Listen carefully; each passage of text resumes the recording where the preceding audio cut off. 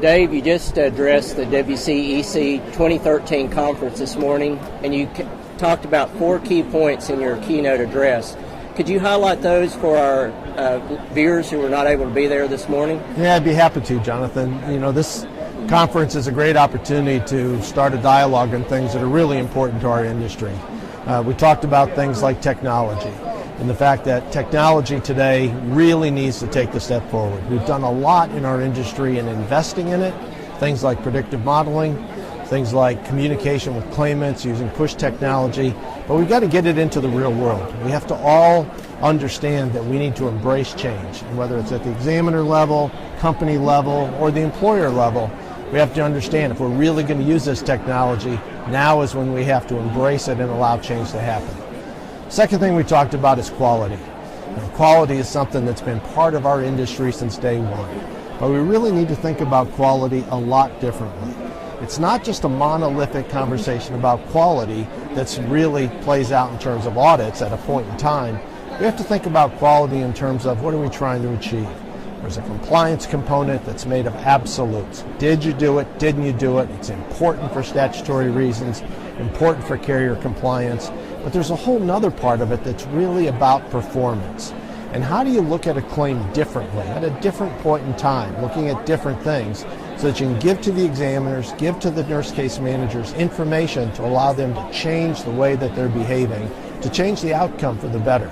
We have that capability these days.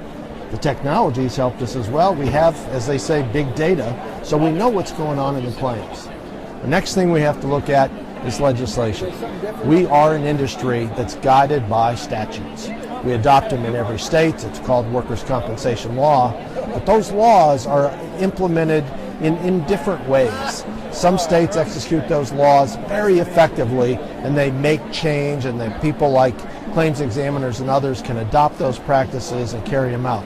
There are other states where those laws are under attack, and there's individual groups that are looking to find ways, how can they erode it for their own reasons?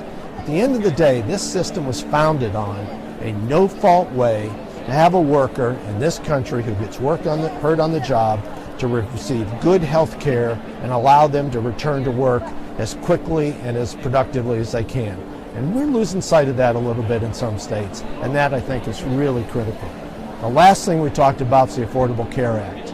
A lot of people are sort of dismissing that at this point, saying, hey, it's not a workers' compensation issue, it hasn't evolved yet, there's a lot of time left, and I agree with that. But health care in this country is going to change as a result of the Health Care Act.